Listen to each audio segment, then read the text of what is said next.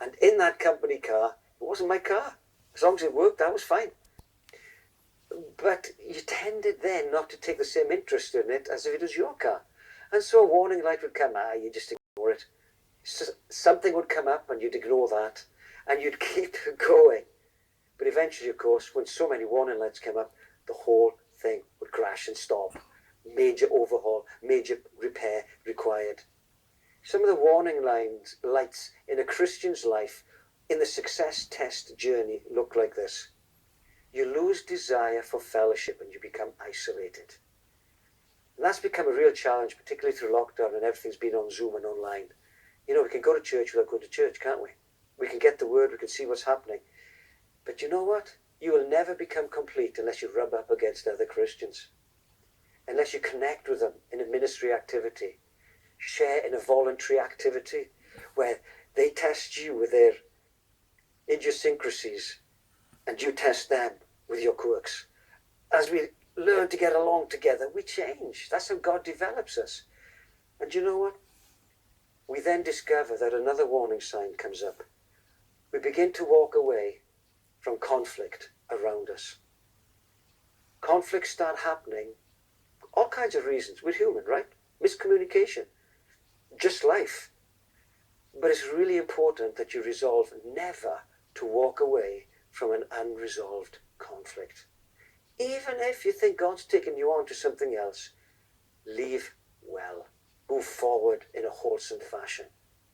Resolve things. God's into resolving things with you. God's into the God of restoration and restitution. As far as you're able, watch out for that warning sign. Then there's another warning sign of this, that you lose touch with your roots and reality. So many of us start with nothing and end up with something that we forget how we got there. And we must never forget the grace of God in all of those journeys. One of the things we often do at the beginning of our Christian experience is we find it a joy to serve. I remember when I came to know Jesus, I was so delighted to be born again and part of his family in the little church that I was a part of in Wales.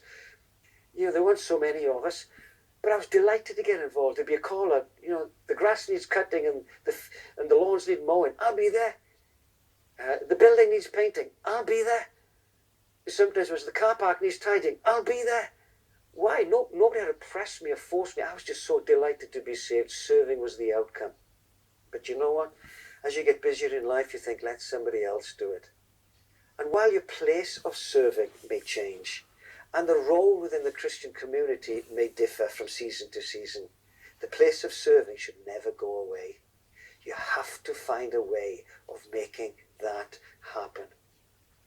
Then, another warning sign that comes up on the dashboard of life is often the hardness of heart to those less fortunate. You know, they're having a hard time.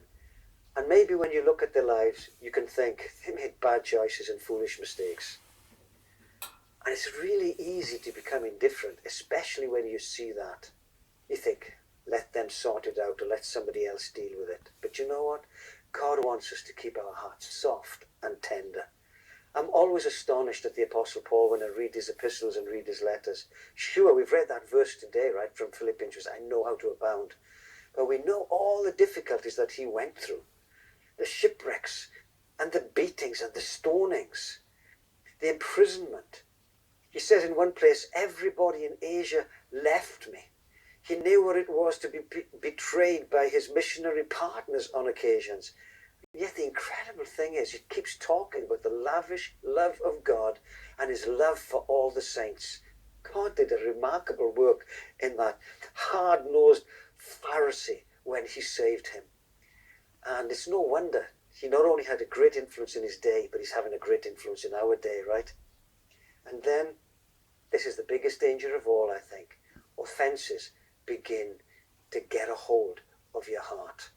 That is, something happens or doesn't happen, and you let it get in.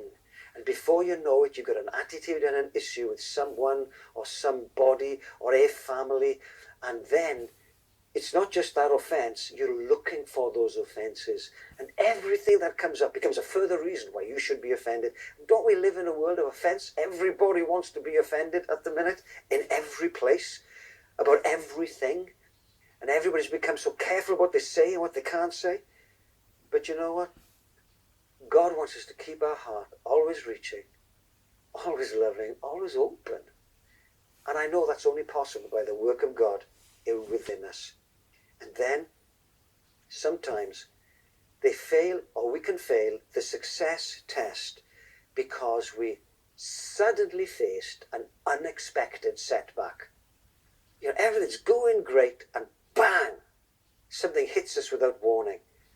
And that shock interruption can so often set us back because we are not geared up to deal with that moment. You know, there's all kinds of mantras out there that can express those kinds of moments sometimes. One of them that I've often heard is this: when you face a setback, get ready for a comeback. And that is God's heart with us, that we always move forward in faith.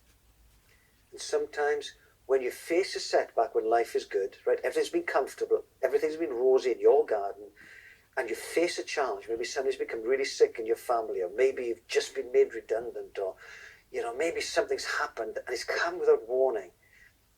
We don't then know how to endure and to press through back again into the God who helped us. And we begin to doubt God's goodness towards us. And so we must never, ever do that.